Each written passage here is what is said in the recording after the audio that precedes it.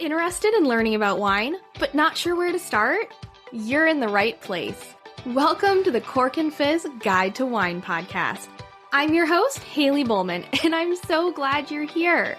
I'm a wine enthusiast turned wine educator and founder of the Seattle-based wine tasting business, Cork and Fizz. It is my goal to build your confidence in wine by making it approachable and lots of fun. You can expect to learn everything from how to describe your favorite wine to what to pair with dinner tonight, and so much more. Whether you're a casual wine sipper or a total cork dork like myself, this podcast is for you. So grab yourself a glass and let's dive in.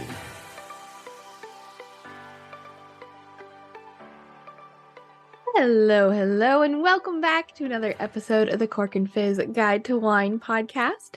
Today, we're going to be talking about wine gadgets, and specifically wine gadgets that are actually useful, according to me. I definitely have found that there are lots of gadgets out there related to wine, and some of them are amazing. Those are the ones that made my list that I'm going to tell you about. And others either make me roll my eyes or even possibly make me a little frustrated.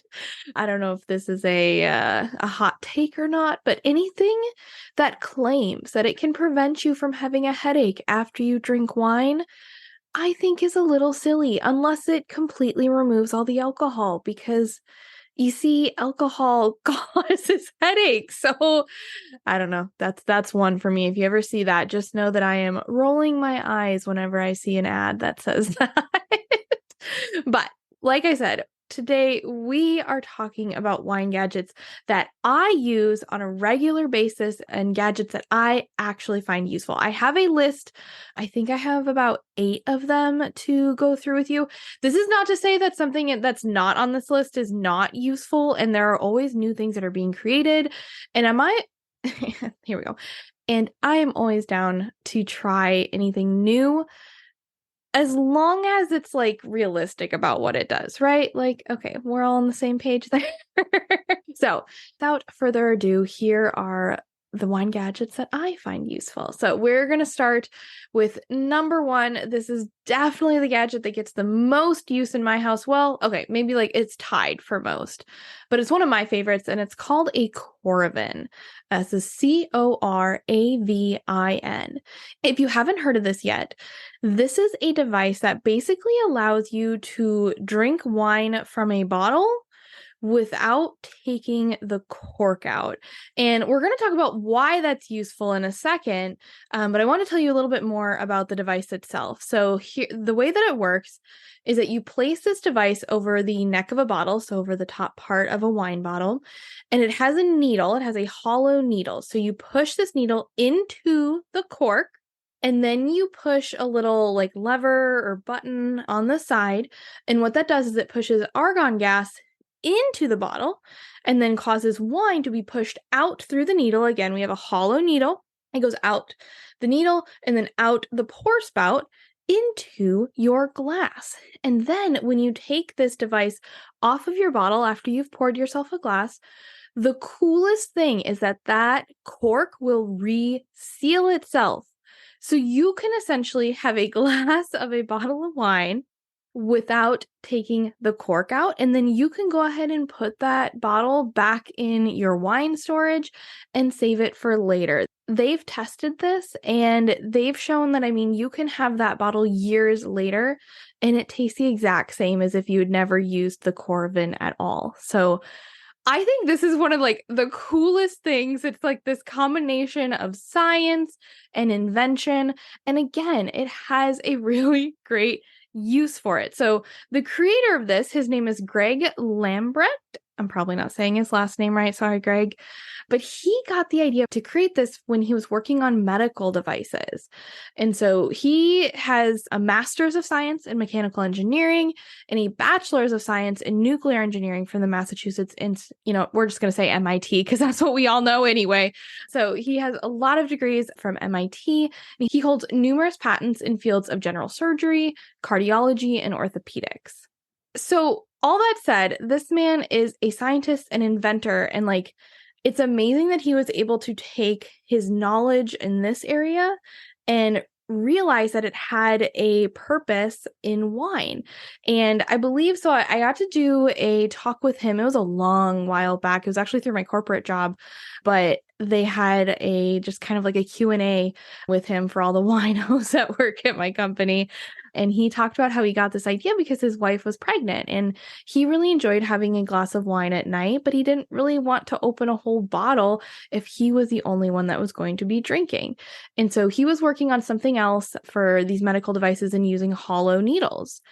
And he realized that these hollow needles were small enough where they could make, make a small, like pinprick sized hole in a cork. And that cork had the ability to reseal itself. But obviously, the needle's hollow, so you can get wine out through it. So he basically just needed to be able to create this device that would harness the power of the hollow needle. But then the other thing he needed to figure out was how to get the wine out and what to replace the wine with. Because if he just took the wine out, you would still have oxygen in the bottle and you would still end up ruining your wine. So that's where the argon comes in, where it's a neutral gas. You push that in to the bottle to replace any oxygen that would get in there, replace the wine, and then your wine stays good. I think it's just the coolest freaking thing ever. And so now the question is, why would you need a Coravin, right? And I think we're all pretty much on the same page about this, but I wanted to talk a little bit more about the science behind it. And so we all know that as soon as you open a bottle of wine, you're essentially on a time limit to finish that bottle. It's not, an hour. It's not even less than a day. But I'd say your best bet is probably between 3 to 5 days. So for anybody who lives alone, or maybe you're the only drinker in your house, that's not really enough time to finish a bottle. And a typical bottle of wine contains about 5 to 6 glasses. It's also one of those things, if you're like me and you want to try multiple glasses of wine at one time, but you don't want to open multiple bottles because you're not about to have a house party every night. So this device allows you to do that, have a glass of wine without opening the bottle and without the wine going bad. And if you're like me and you're wondering, so Haley, but what is it that makes the wine go bad? Don't worry, I looked this up because I had the same question. So there are 2 different ways that your wine can go bad once you open the bottle. The first way is this acetic acid bacteria consumes the ethyl, which is the alcohol in your wine, and converts it to acetic acid. This is what makes your wine taste and smell like vinegar. The second way that your wine can go bad is oxidation. And this is from contact with oxygen, and it causes the wine to have a nutty, kind of bruised fruit taste. It essentially takes away all of the fruit flavor in the wine. And while some oxidation is good, you'll actually hear some wines when they're, some winemakers say when they're making the wine, they encourage some oxidation. However, a lot of oxidation is bad. And as soon as you take the cork out of a wine bottle, you are allowing a lot of oxygen into that bottle and thus in contact with the wine. So by not taking the cork out and by leaving it in there, you are avoiding both of these things and your wine will not go bad. So again, the device is called a Coravin, Coravin. They have lots of different systems now on their website. I think it's just coravin.com, or just do a Google search for Coravin. When you visit their website, you'll notice there are lots of different options when it comes to a Coravin. I, for the longest time, had the 3rd edition of the 3rd model, worked wonderfully, no complaints at all. And now I think they call it the Timeless 3rd Plus or something like that, Timeless 3 Plus. I now have a Timeless 6 Plus. I was gifted this by Coravin for a brand partnership. And I do love this one as well. I think it's very similar. It works a little faster, maybe a little smoother, but honestly, it's pretty similar to me. So either the one of those I would recommend. They also have what's called a pivot, which is their low cost option. And this is one that doesn't work quite the same. I don't think it has the needle. And basically what you do is you take the cork out of the bottle. So you are taking the cork out. However, you quickly replace it with a little contraption that they've made and then you use your pivot to pull the wine out of the bottle again. So when you're using the pivot, it will preserve your wine for up to 4 weeks. So not nearly as long. And honestly, in my opinion, I think if you're somebody like me who wants to try lots of bottles at one time and you want to save your wine over the course, of months or years, your best bet is that timeless 3 or the timeless 6. However, if you're somebody who just wants their wine to last longer than, those 3 to 5 days and you'll finish a bottle in at least 4 weeks, then the pivot is a good way to go. They also have a system for sparkling, though I'll be honest, I've never used it. And I kind of have a harder time because like sparkling to me, I'm just going to drink it all. Honestly, sparkling bottles don't last very long when I open them. So my recommendation, like I said, if you're looking to try multiple bottles at one time and you want to be able to have a bottle, across multiple months or even multiple years, go with that timeless 3 or the timeless 6. If you're somebody who just wants their wine to last longer than those 3 to 5 days, but you're still going to be able to finish the bottle in under 4 weeks, you can go for the pivot system is what it's called. A couple caveats here as well. The Coravin is expensive. I totally recognize that.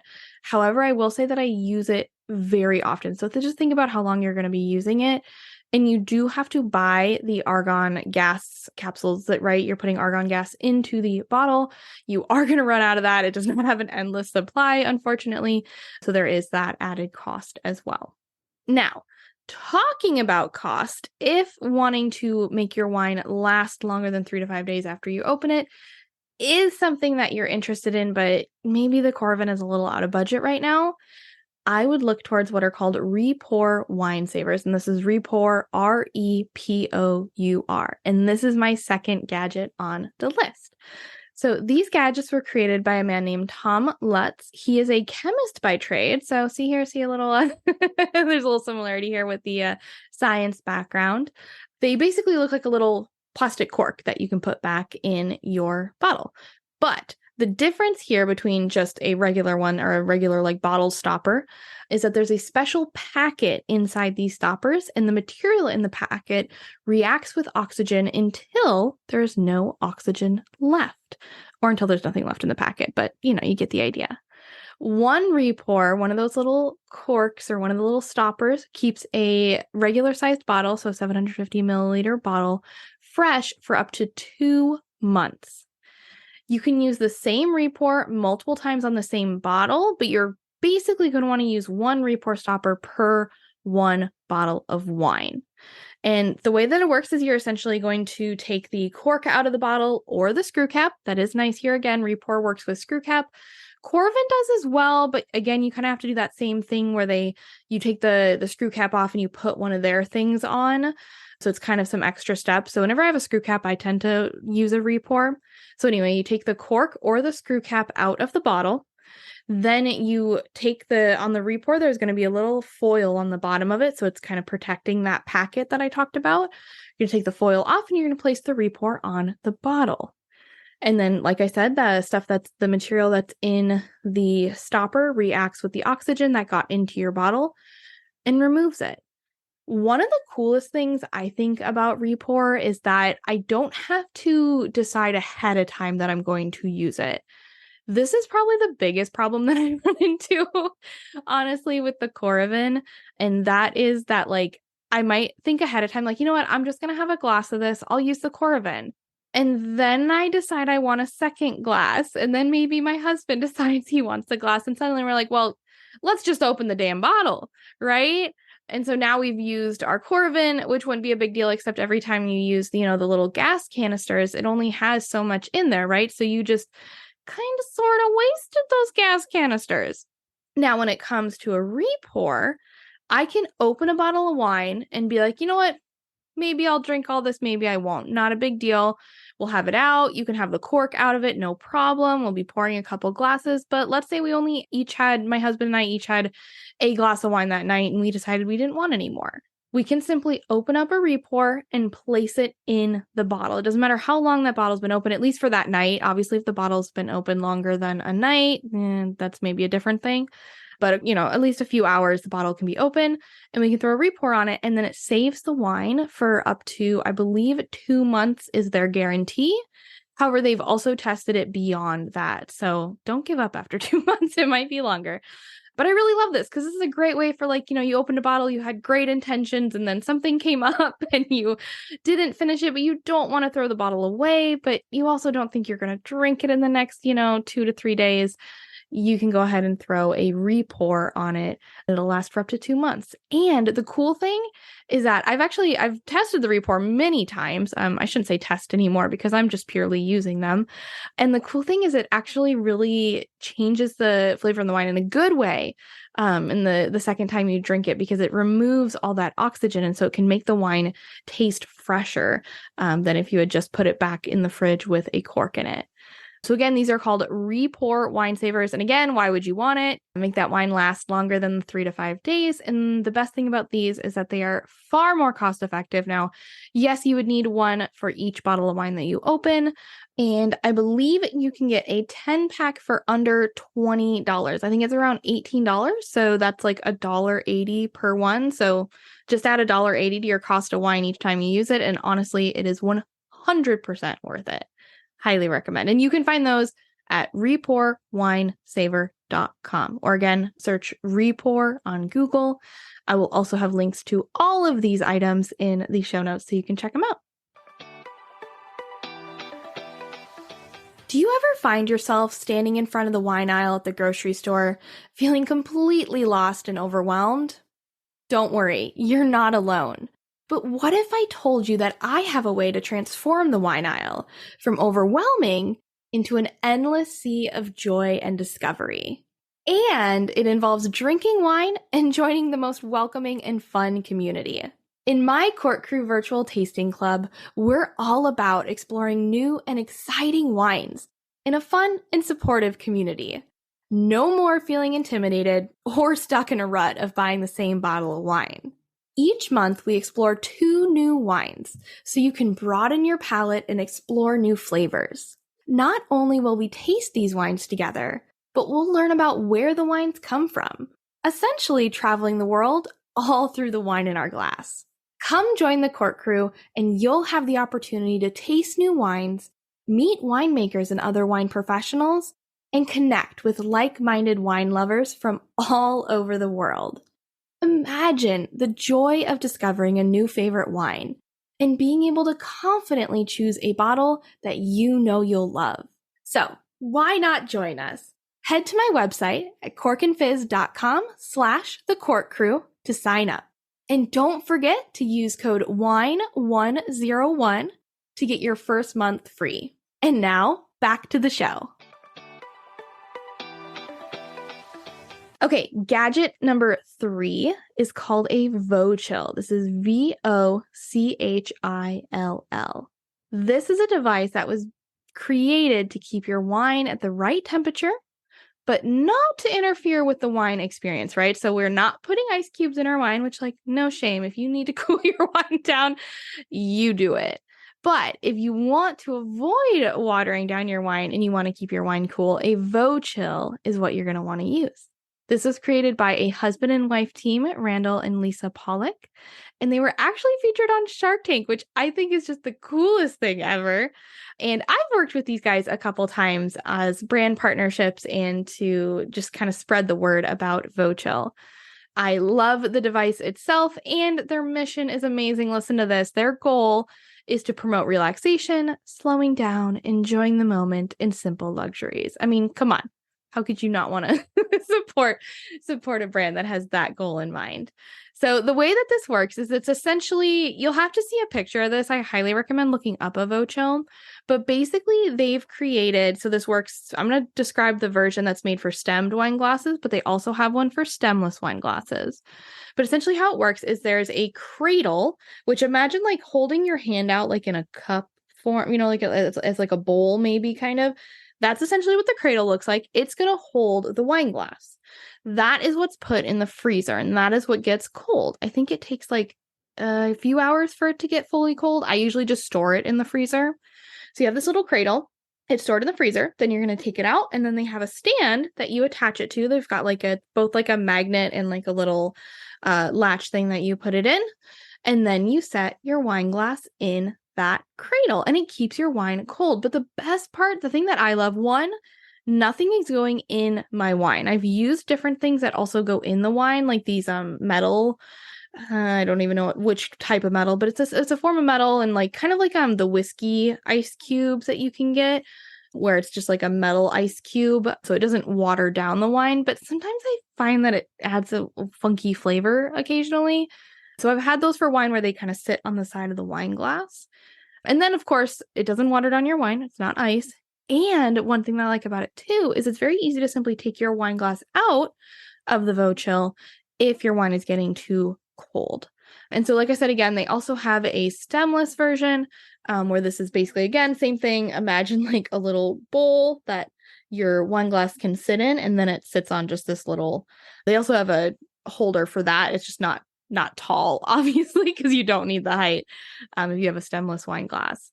And so VoChill, I use this all the time in the summer. I mean, I don't think I really have a glass of wine without the VoChill.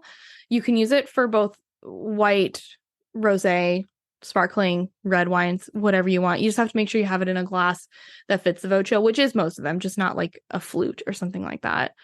And yeah, I'll use it with red wine, because a lot of times red wine, when I just have it downstairs, in my makeshift cellar, which is just my unfinished basement, we do not have central AC here in Seattle, so I sometimes need to cool the wine down a little bit to reach the right temperature. So I'll use a VoChill for that. It's really great. Highly recommend. Go check them out. I think you can find them online at vochill.com. And again, we kind of talked about this already, but why do you need this? Temperature is super important when drinking your wine. If your wine is too warm, it can heighten the alcohol and the bitterness. This is something where this is why I remember I was at a restaurant once, and it's one of our favorite restaurants, but one of the things that irks me about this place is they keep their wine just like, it's this very small little restaurant, open kitchen, so you're seeing them cook, and you're seeing the stove and all the hot stuff. And then their wine is just like up on shelves, like literally 10 feet away from like the kitchen. And so the wine gets really warm, and even it is red wine, right? And it's like, you can keep red wine out, but really you shouldn't. It's way too warm right there. And so we were out with a friend, my husband and I, and we ordered a bottle of red wine. And when it got to us, it was legit hot. So I was concerned about the flavor. Luckily, when we tried it, the flavor was still there. So I don't think it was that warm for too long. But I ended up asking for a chiller for it because it just wasn't the right temperature. So this is also your PSA. Please do not store your red wines on the counter in your kitchen. I promise it's going to get too hot in there. Go find a closet, go find a space under your bed, go to your unfinished basement, wherever is the coolest place in your house. And that's where you're going to put those red wines. But as I said, this VoChill would be great because instead of having to cool down the entire bottle right away, you can pour yourself a glass and just cool down the glass. So wine too warm heightens the alcohol and the bitterness. We don't want that. Now, if your wine is too cold, on the other hand, so if you're storing your wine in your fridge, let's say, this can mask the acidity. It can hide any fruit flavors, and it can also change the sweetness level. And so if you do store your wine in your fridge, I highly recommend taking it out 15 to 20 minutes before you're going to drink it. But again, here you can store your wines in that cool place, pour yourself a glass, put it in the VoChill, and it cools it down. And then when it feels like it's getting to that too cold, simply take it out of the VoChill. Very simple. Gets too warm again, put it back in.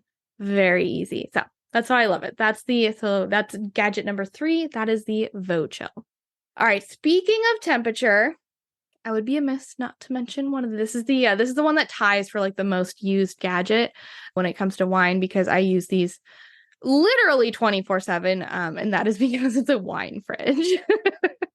Funny story, I actually have 4 wine fridges in my house. They're not the tall ones, okay? Don't start freaking out. I'm not that crazy, though I would love to have that much storage for when my house is not that big. But it's very funny. I have 4 small wine fridges, and I should probably get rid of some of them. One of them I've just had for a while. One I got from my husband as a birthday gift. And then 2 of them were brand deals. So I was like, ayo, free wine fridge. Let's do this. But now I have too many wine fridges and I don't know where to put them all. Let's talk about why a wine fridge is useful. So a wine fridge is different than your kitchen fridge. I know you don't want to believe me, but it's true. The thing is that your kitchen fridge, for one thing, is far too cold. That is not a good drinking temperature. Your kitchen fridge will also dry out your cork and ruin your wine. So if you've ever noticed that your vegetables or your fruit, if you leave them in the fridge for too long, they get really dried out, that will happen to your cork. And this happens because unlike a wine fridge, a regular fridge removes humidity as it cools. And if the cork is too dry, it lets oxygen into the bottle, which then destroys the wine. Remember when we talked about once you open your bottle of wine and the oxygen gets in, it causes oxidation? Well, that can happen if the cork is too dry as well. So you want to get a wine fridge. And the most popular style of wine fridge is a thermoelectric fridge. I know, it sounds fancy, doesn't it? It utilizes something called the Petlier effect. We're getting even fancier. The Petlier effect works entirely by using electricity to exploit a natural phenomenon. It's very cool. Can you imagine? I have a natural phenomenon happening right next to me in the wine fridge in my office. So this works in case you're a nerd like me and you're like, but what is the natural phenomenon? The natural phenomenon happens by passing an electric charge through two pieces of metal that are joined together to create a transfer of heat from one side to the other. This is known as a heat flux. But Haley, we want cold, right? Okay, hold on. We're getting there. During this transfer of heat, the hotter one side gets during this heat transfer, the colder the other side gets. And to avoid overheating on the hotter side, they place what's called a heat sink. And this is similar to what you would find in your computer to avoid overheating. This also means that that hotter side can draw more heat from the cold side, thus making it even cooler. So if you're looking for a wine fridge to buy, do make sure it's a thermoelectric or an electric one compared to a compressor one. The electric ones are quieter and they work better to keep your wine cool and your cork safe. Now, obviously, as an alternative to storing your wine in the fridge, you could also just store it anywhere else in your house. Just keep in mind that wine needs to be stored in a dark, cool, consistent temperature environment. Changing temperature is actually more damaging to the wine than like really hot temperatures for the most part. And the reason for this is because of contraction and expansion. So basically, as the temperature in the bottle rises, the wine inside expands more. Or expands more than the glass, which causes pressure in the bottle. And this pressure will cause a small amount of the wine's aroma to slowly escape through the cork because our cork is porous. The reverse happens when the bottle is cooled back down again, thus causing the air to be sucked back in through the cork. And now we have oxygen in our bottle and too much of it, and it's going to ruin our wine. So, gadget number 4, wine fridge. It doesn't have to be massive. It doesn't have to be crazy. This is one of those like big ticket items. Maybe throw it on a Christmas list. But I really enjoy them, especially for wines that I want to age longer than a few months, right? When we're aging our wine, that's where having that consistent temperature is super, super important. Okay, moving on to gadget number 5. This is a fun little gadget called a wine wash. And I'm also going to kind of group into this category a drying/polishing cloth and a wine glass drying rack. But we'll get back to those in a second. Let's talk about the wine wash. This is a device that was created by a friend of mine that I met on social media. Her name is Erica. She was really sick of hand washing her wine glasses. But even her dishwasher safe glasses were a hazard in the dishwasher because she was afraid they might fall over. So she made countless designs and prototypes and finally came up with the winner, wine wash. And this is essentially a clip that clips on, it's a 3-inch long like plastic clip. It clips onto your wine glass and then it clips onto the side of your dishwasher. I don't know what you call those things. Dishwasher rack. There we go. And so you can put multiple of them in your dishwasher and it basically just holds the wine glass in place. So you don't have to worry about it going anywhere and breaking. And this is actually safer than hand washing your glasses because when you're hand washing, that's where you can put too much pressure on the glass and end up having the glass break. And obviously glass, very dangerous. Lots of blood. Don't want that. So by using the dishwasher, you're actually preventing that. Now, keep in mind, not all glasses are dishwasher safe. Some of them are very, very thin and the pressure of the dishwasher is going to be too much. So just make sure to check that your wine glasses are dishwasher safe. I get most of mine at Crate and Barrel and they are dishwasher safe. So always a good thing to check out. And then once you have them in the dishwasher, an important thing to do after washing them, you do still want to dry them if they're not fully dry once they come out of the dishwasher, because this is what's going to cause any like streaks or anything on your glasses. So if you notice when you pull your wine glass out of the dishwasher, it's got this like film on it. That can be from just the water drying on it. Now, if you do have some glasses that you have to wash by hand, I recommend getting a wine glass drying rack. I just found mine on Amazon. It's just something so that once you finish washing the glass, you can just stick it on this drying rack and they'll hang upside down, but not have anything, if you just put it upside down on a towel, all the water gets trapped in there. You're not helping yourself. Get it on a wine glass drying rack and that will help you out. Okay. For our last 3 gadgets, so I did have a list of 8. These are kind of like bonus gadgets. I'm not going to tell you a whole lot about them because there's not a lot to say. Well, the first one I suppose there is, but I'm going to save that for a whole new episode. So gadget number 6 is a decanter. And a decanter is basically, if you've ever seen something that has wine in it that looks like maybe it could have been a vase, that's a decanter. Or those like really fancy ones that are like, they look like a sculpture, but then they put wine in it and you're like, oh my God, that's so pretty. But also, how are you going to wash that? That is also a decanter. And I'm planning on having a whole episode about decanting because there's so much to go into on that. I also have a blog post currently. So if you head to corkandfizz.com, find the wine blog, it's one of the tabs at the top, and search decanter, you'll find that. But essentially, there are 2 main goals that decanting achieves. First, if there's any sediment at the bottom of the bottle, decanting separates the lovely, lovely liquid of the wine from the bitter sediment at the bottom. The sediment is completely natural. It's unharmful. It's usually just from the tannins, the drying things in the wine. It's really cool. They form chains and they become so long that they like fall out of suspension in the liquid. How crazy is that? And so they become the sediment at the bottom of the bottle. It's not dangerous to drink. It's just unpleasant to taste. So when you're decanting, you'd basically pour the wine into a decanter until you see that sediment start to come up, and then you're going to stop so you don't drink it. The second goal of a decanter is to give the wine a chance to breathe. Simply put, wine has been trapped inside a bottle with little to no oxygen and just needs a second to relax and open up. Otherwise, it might taste overly sharp or overly acidic. So again, decanter, I enjoy having one of these. I don't think you need a lot of them. I don't think my husband's going to laugh because I think I do maybe have 3 decanters, but I don't think that's too crazy. And I think one of them we got for free. I found it on like a free and for sale page. But again, you don't need anything fancy. You can technically decant with like a plastic pitcher or vase, but I have learned, thanks to the lovely people who comment on my TikToks, that not all glass is safe to drink from. So maybe investing in a decanter isn't the worst idea. Okay, gadget number 7. This is a champagne stopper. All right. So this is what goes on if you open a bottle of champagne. After you open it, right, you're releasing all the carbon dioxide that's in it. And so even if you're planning to drink it all in one evening, I would recommend putting something on top of it so that you kind of keep all those bubbles inside, all the carbon dioxide inside the bottle.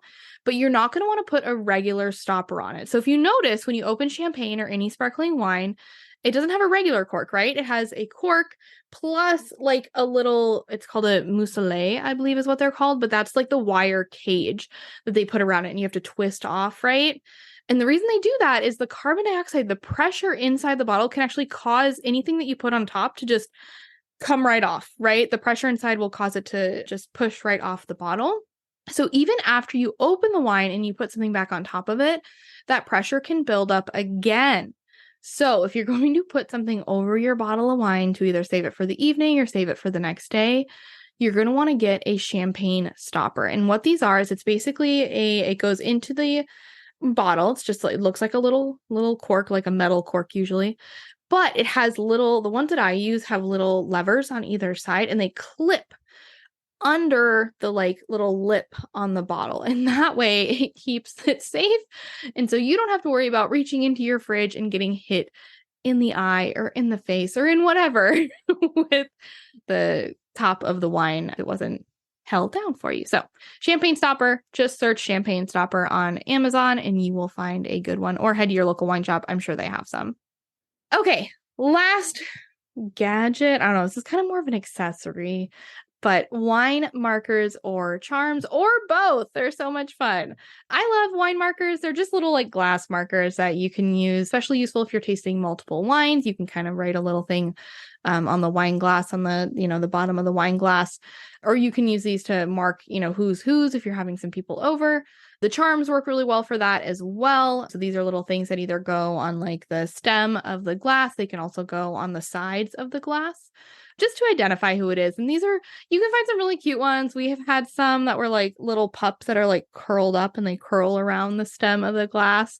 I've also gotten custom ones made. I did some for my Walla Walla wine retreat. We did custom ones. So they were a cute little charm that went around the stem, but said everybody's name. It was like etched into some wood. So that was really pretty. So it's just a fun little thing to have when people come over and you want to be able to differentiate everybody's wine, or a way to differentiate different wines that you are tasting.